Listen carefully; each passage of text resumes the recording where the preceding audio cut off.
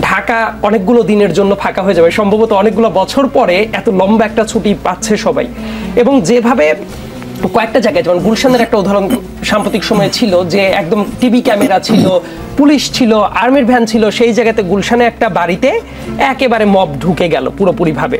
এবং পরবর্তীতে তাদের বিরুদ্ধে যদিও স্টেপটা নেওয়া হচ্ছিল, আমার কথা ইনস্ট্যান্ট যারা ছিল ওই জায়গায় ম্যাজিস্ট্রেসি পাওয়ার নিয়ে তারা দাঁড়িয়েছিল, সেই জায়গায় ইনস্ট্যান্ট কোনো অ্যাকশন তো দেখা যায় নাই। অ্যাট দ্য সেম টাইম ধানমন্ডির যে উদাহরণের কথা বললেন, সেই জায়গায় র্যাবের মোটামুটি একটু সিল সাপোর্ট নিয়েই তারা ঢুকেছে। At the same time private ইউনিভার্সিটির কয়েকটি স্টুডেন্ট ছিল, তাদেরকে ধরা হয়েছে, খুবই দুঃখজনক ঘটনা। কিন্তু এই জিনিসটা ডিল করার জন্য অনেক ক্ষেত্রে যে এটা দেখা যায় যে মব নেগেটিভ অর্থে আমরা সবসময় ইউজ করি, মানুষকে মোবিলাইজ করার পাশাপাশি ল অ্যান্ড অর্ডার ব্যাপারটা এমন, আমার কাছে মনে হয় আমরা তাত্ত্বিকভাবে যদি বলি ঠিকমতো কাজ করবে না করবে, এইভাবে কাজ করে না। বরং আপনি সিকিউর ফিল করছেন কিনা এবং যারা অপকর্মগুলো করছে তাদের বিরুদ্ধে কোন ধরনের স্টেপ নিচ্ছেন, এইটা বুঝতে পারাটা খুব বেশি মাত্রায় জরুরি। আদারওয়াইজ যেটা হবে, কোনো একটা ঘটনা ঘটার পরে কেউ আস্তে করে বললো এই ও তো স্বৈরাচারের দোষর ছিল, তখন দেখবেন ঠিক ওই অপরাধটাকেই জাস্টিফাই করার মতো আরো অনেক লোক দাঁড়িয়ে যাবে, অন্য কেউ আর জাস্টিফিকেশনটা খুঁজতে চাইবে না। তো এই বাস্তবতায় হিরো আলম এসে ফেসবুকে কি বললো এবং সেটার প্রেক্ষিতে দুইটাকে লিঙ্ক করে দেওয়ার মিনিংটা হলো, যারা এটা বলছেন তারা আইনটা জানেন না। আমার কথা বুঝবার দরকার নাই, জাস্ট একটু সার্চ করলে একটু মিরাজ মিয়া অনেকটা ওইরকম কথাই বলেছেন যে 18 ইলেকশন যদি অবৈধ হয়, 24 ইলেকশন যদি অবৈধ হয়, তাহলে আদালতের রায় সিলেকশনের মাধ্যমে আওয়ামী আমলের ইলেকশনের ফলাফল হিসেবে এখন কিভাবে মেয়র হয়, তাহলে তো ঢাকা 17 আসনে জনাব হিরো আলমকেও এমপি ঘোষণা করা উচিত। একইভাবে ইন্টারিম সরকারের প্রয়োজন নেই, সেই অবৈধ ইলেকশনের বিরোধী দলের 300 জনকেই তো আদালতে এমপি ঘোষণা করতে পারে। আমি বরং মিরাজ মিয়াকে যেটা বলবো যে সুন্দর মতো সিটি কর্পোরেশনের যে আইনটা আছে সেটা দেখলেই খুব ক্যাটাগরিক্যালি উনি বুঝতে পারবে যে এই ইলেকশনটা হয়েছিল 2020 সালের 1 ফেব্রুয়ারি, এবং ইলেকশনটা হয়ে যাওয়ার পরে যদি কারো কোনো আপত্তির জায়গাটা থাকে, পরবর্তী 30 দিনের ভেতরে এইটা আপত্তির জানানোর জায়গাটা থাকে। এবং ইশতাক হোসেন কিন্তু যেটা করেছে ওই টাইম ফ্রেমের ভেতরেই উনি কিন্তু আবেদনটাও করেছে। যদি এমন হতো ওই টাইম ফ্রেমের ভেতরে উনি আপত্তির জায়গাটা না জানাতো, তাহলে এই মুহূর্তে এসে করতে পারতো না। অনেকের বোধহয় একটা বুঝতে যে ভুল হচ্ছে, অনেকে মনে করছে 5 আগস্টের পরবর্তী সময় এসে ইশতাক হোসেন নতুন মামলা করেছে, নতুনভাবে রিড করেছে। নো, এইটা ওই যে পরবর্তী 30 দিনের যে টাইম ফ্রেম, ওই টাইম ফ্রেমের ভেতরেই কিন্তু মামলাটা করা ছিল। এবং ইন্টারেস্টিং একটা ব্যাপার আছে, এই যে এই যখনই আপত্তি জানানো হয় উনি কিন্তু 9 জনকে বিবাদী করেছিলেন, তার ভেতর প্রধান নির্বাচন কমিশনার তৎকালীন যে ছিলেন উনিও ছিলেন। এই ব্যাপারটা 180 দিনের ভেতরে নিষ্পত্তি করার কথা, কিন্তু এইটা আপাত দৃষ্টিতে পরবর্তীতে যেটা হয়, বাংলাদেশে যেটা হয়েছে ওইটার হিয়ারিং এর ভেতর দিয়ে কিন্তু যায় নাই। কিন্তু তার মানে এই না যে এই ব্যাপারটা আদালতের শুনানি হতে পারে না। বরং আমি যখন পূর্ণাঙ্গ রায়টা দেখবো, এখন পর্যন্ত যেহেতু পূর্ণাঙ্গ রায়টা দেখিনি, একদম পয়েন্ট ধরে ধরে আলোচনা করাটা উচিত না লিগ্যাল পয়েন্ট অফ ভিউ থেকে। বাট আমার কাছে যেটা মনে হয়, এই ডিসিশনে কিন্তু আরেকটা জিনিস সুস্পষ্ট হয়ে গেল, একটা পার্টকে কিন্তু মানুষ ইগনোর করে ফেলছে। ওই যে অবৈধ রেজিমের মেয়র হয়েছিল তাপস, তার প্রক্রিয়াটাও যে অবৈধ ছিল সেটাও কিন্তু এখন জুডিশিয়াল প্রসেসের মাধ্যমে প্রুভড একটা জিনিস হয়ে গেল। আচ্ছা, আরেকটা জিনিস একটু ব্যাখ্যা করবেন, আমি জাস্ট মাঝখানে প্রশ্নটা করে রাখতে চাই। অনেকেই এই ধরনের প্রশ্ন করছে যে আদালত বলছে ওই নির্বাচনটাই অবৈধ, তাহলে তিনি কি করে মেয়র হিসেবে শপথ নেন? এইটা একটু ব্যাখ্যা চাই আপনার কাছ থেকে, আইনি ব্যাখ্যা। দ্বিতীয়ত, চট্টগ্রামে এই ধরনের ঘটনা ঘটার পর আবার ঢাকায় দক্ষিণ সিটিতে একই ধরনের একটি রায় আসাতে আরো জনমনে প্রশ্নগুলো বেশি। চট্টগ্রামের যখন হিসাবটা হয়েছিল ওইটাও আমি একটু বলে রাখি যে এটা কিন্তু মেয়াদেরও ব্যাপার আছে। ইশতাক হোসেনের ব্যাপারটা আমি কেন বললাম চূড়ান্ত রায় দেখার পরে মন্তব্য করব, কারণ যে টাইম ফ্রেমটা ছিল, আমার দৃঢ়ভাবে এক্সাক্ট ডেটটা আমার এই মুহূর্তে মনে পড়ছে না, তবে সম্ভবত ফেব্রুয়ারির 25 বা 26 তারিখের দিকে ওই যে উত্তরের মেয়র আতিকুল এবং ওই মেয়র তাপস 2020 সালে তারা শপথটা নেয়। এটার পরে পরবর্তী 5 বছর যদি হিসাব করেন, তাহলে ওই যে 5 বছরের যে টাইম ফ্রেম অলরেডি সেটা কিন্তু বার্ড হয়ে যাওয়ার কথা। কিন্তু চট্টগ্রামের ক্ষেত্রে ঘটনা ঘটেছিল অন্য একটা ঘটনা। চট্টগ্রামের ইলেকশন হয়েছিল 2021 সালের জানুয়ারি বা ফেব্রুয়ারির দিকে, মানে ওইটা কিন্তু 5 বছরের কোরামটা এখনো পুরোপুরি পূর্তি হয় না। এবং ওই জায়গায় ওই টাইমের স্থানীয় সরকার মন্ত্রণালয়ের যে এই 5 আগস্টের পরবর্তী সময়ে সিটি কর্পোরেশনের মেয়রদের যখন বিলুপ্ত করে দেওয়া হলো, ওই জায়গায় কিন্তু চট্টগ্রাম ধরে উল্লেখ করা ছিল এবং পরবর্তীতে কিন্তু এই গেজেট থেকে অফিসিয়ালি চট্টগ্রামকে বাদ দিয়ে দেওয়া হয়। মানে ওইটার লিগ্যাল ফ্রেমওয়ার্কটা আলাদা, ঢাকার এই ব্যাপারটা আলাদা। আর ইনফ্যাক্ট এমনও হতে পারে, আমি জানি না, কারণ আজকে ইশতাক হোসেনের বক্তব্য যেটা শুনলাম এখন পর্যন্ত উনি কোনো ডিসিশন নেন নাই যে উনি মেয়র হবেন কি হবেন না। তবে আমার কাছে যেটা মনে হয় এই ব্যাপারটা দলীয় ফোরামে নিশ্চয়ই উনি আলাপ আলোচনা করবেন, কারণ দলীয় নমিনেশনেই উনি মেয়রাল পদে দাঁড়িয়েছিলেন। এমনও হতে পারে এটা স্রেফ একটা সেরিমোনিয়াল পোস্টও হতে পারে যে পরবর্তীতে জাস্ট তাপস বৈধ অবৈধ ছিলেন এবং উনিই মূলত জিতে গিয়েছিলেন, এইটার একটা অফিসিয়াল ফ্রেমওয়ার্ক হিসেবে দাঁড়িয়ে থাকলো। তারপরে উনি হয়তো বা না বসলেও এটা কিন্তু অফিসিয়ালি রেকগনাইজড হবে যে ওই টাইমে তাহলে অবৈধ ছিল এবং জেতার ব্যাপারটা ছিল। তবে এই সব কিছুই ডিপেন্ড করবে চূড়ান্ত রায়টা দেখার পরে, তারপর আমরা লিগ্যাল একটা মন্তব্য করতে পারবো। জি, এস এম সাইফ মুস্তাফিজকে আমরা কি পেলাম? আচ্ছা, তার জন্য অপেক্ষা করছি। এই প্রসঙ্গটা আলোচনাটা একেবারে হয়ে গেলে ভালো ছিল, যাই হোক তিনি যেহেতু দেরি করছেন। আকবর হোসেন, ট্রাইব্যুনালে গ্রেপ্তারি পরোয়ানা জারি হওয়ার পরপরই ফাঁস হয়ে যাচ্ছে, যার কারণে 22 জন পুলিশ কর্মকর্তা গা ঢাকা দিয়েছেন। কোন জায়গা থেকে ফাঁস হচ্ছে চিহ্নিত করতে পেরেছেন কিনা? সাংবাদিকরা যখন এমন প্রশ্ন করেন তখন প্রশ্নের জবাবে আন্তর্জাতিক অপরাধ ট্রাইব্যুনালের চিফ প্রসিকিউটর মোহাম্মদ তাজুল ইসলাম বলেছেন, মানবতা বিরোধী অপরাধের মামলার আসামির বিরুদ্ধে গ্রেপ্তারি পরোয়ানা জারি করলে সম্ভবত আন্তর্জাতিক অপরাধ ট্রাইব্যুনালের সঙ্গে সম্পৃক্ত কোনো একটা মহল তা ফাঁস করে দিচ্ছে। আন্তর্জাতিক ট্রাইব্যুনালের যদি এই অবস্থা হয় তাহলে সরকারের অন্যান্য দপ্তরের কি অবস্থা? না, বিষয়টা যদি সত্যি হয়ে থাকে খুবই দুর্ভাগ্যজনক, কারণ এই ট্রাইব্যুনাল যদিও এই সেটআপটা ছিল না, ট্রাইব্যুনাল যখন গঠন করা হয়েছিল এর আগে, মানে প্রথম দিকে যখন আওয়ামী লীগ সরকারের সময় মানবতা বিরোধী অপরাধের বিচার কাজ করার জন্য, আপনার মনে থাকতে হবে যে এই ট্রাইব্যুনাল থেকেই কিন্তু বিএনপি নেতা সালাউদ্দিন কাদের চৌধুরীর রায় আগেই ফাঁস হয়ে গিয়েছিল এবং এই ট্রাইব্যুনালের জাজই কিন্তু ব্রাসেলসে একজন মানবাধিকার বিষয়ক আইনজীবীর সঙ্গে কথা বলেছিলেন, যেটাকে আমরা স্কাইপ কেলেঙ্কারি বলি, যে রায়টা কীরকম হতে পারে। সুতরাং এই ট্রাইব্যুনাল বা বাংলাদেশের বিচার ব্যবস্থা দুর্নীতি যেরকম বাংলাদেশের অন্যান্য সেক্টরে আছে, আপনি বিচার বিভাগ বা অন্য জায়গাটা এর সাথে আলাদা করতে পারবেন না। আমাদের যে 5ই আগস্টের যে গণ অভ্যুত্থান এবং এখন যে লোকের সংস্কারের কথা বলছে কেউ কেউ, এটার কিন্তু একটা প্রাইম কনসার্ন হচ্ছে দুর্নীতি, যে আমরা এটাকে কিভাবে ট্যাকেল করতে পারি। সুতরাং এখানে আন্তর্জাতিক অপরাধ ট্রাইব্যুনাল কিংবা আদালত এগুলোকে বাদ দিয়ে সেই হিসাবটা করা যাবে না। এবং যদি প্রসিকিউশন থেকে এরকম কিছু থেকে থাকে, সেরকম কিছু ইঙ্গিত অবশ্য আমরা পাচ্ছি। আমি ইনএসেন্স বলবো যে দেখেন, শুধু প্রসিকিউশন থেকে কেন লিক করা হচ্ছে? আওয়ামী লীগের যে 626 জন চলে গেল নিরাপদে, বেরিয়ে গেল, সেটা তারা কারা বের করে দিয়েছে? এটার সঙ্গেই তো রাষ্ট্রযন্ত্রের কেউ না কেউ জড়িত, নাহলে তারা সেফলি এভাবে বেরিয়ে গিয়েছে তারা কিভাবে? প্রথম কথা। দ্বিতীয় কথা হচ্ছে যে যদি আপনি বিচার প্রক্রিয়া খুব কুইকলি যদি আপনি আগাতে না পারেন, প্রাথমিক ধাপগুলো যদি খুব কুইকলি যদি আপনি স্টেপগুলো নিতে না পারেন, তাহলে কিন্তু যত এটা দীর্ঘায়িত হতে থাকবে তত এই ধরনের ঘটনাগুলো কিন্তু ঘটতে থাকবে।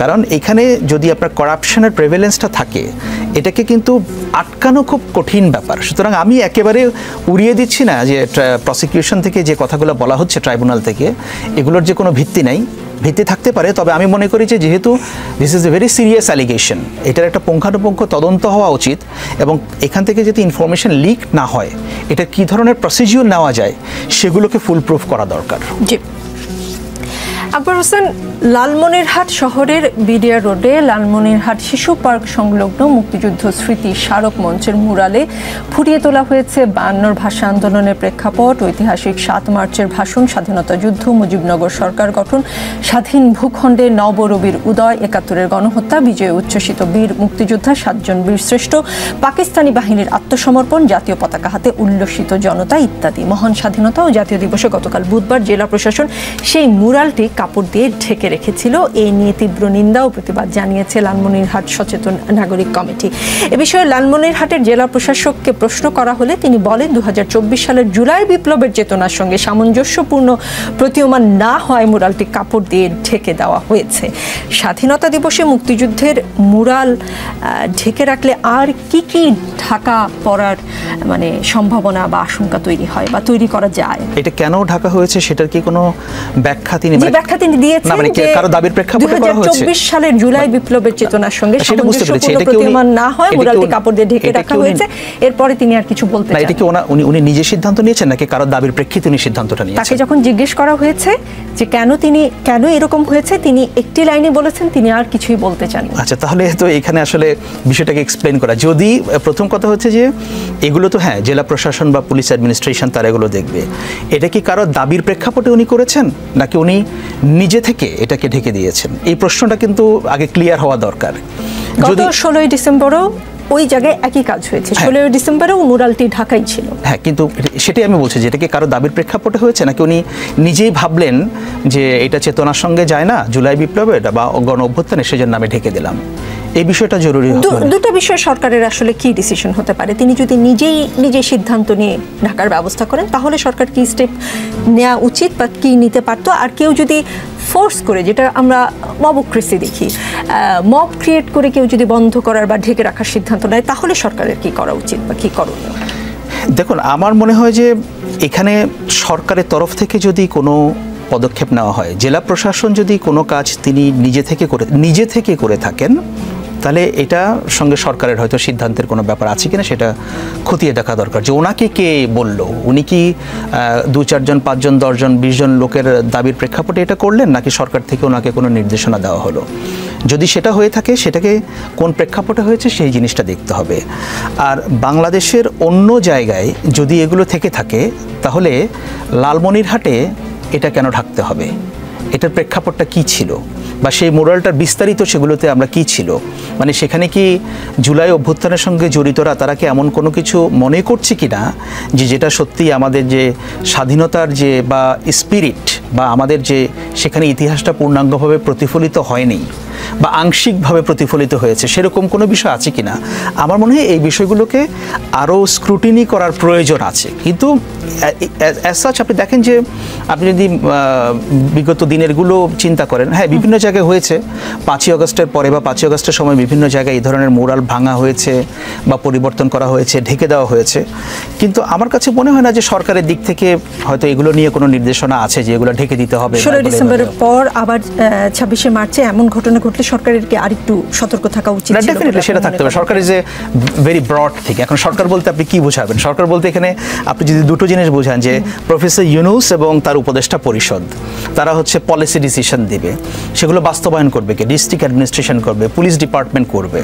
এখন সরকার বলতে আমরা যদি বলি ওই যে উপদেষ্টা পরিষদ যারা পলিসি ডিসিশন নেয়, তারা গিয়ে তো আর মাঠ পর্যায়ে সেটা ইমপ্লিমেন্ট করতে পারবেন না। কিন্তু তারা যদি দেখেন যে তাদের পলিসির বাইরে গিয়ে কিছু হচ্ছে কিনা, সেটা তো আপনারা মিডিয়াতে রিপোর্ট করছেন, আপনারা আসছে, সরকার নিশ্চয়ই এটাকে টেক আপ করতে পারে এবং সেই অনুযায়ী ব্যবস্থা নিতে পারে।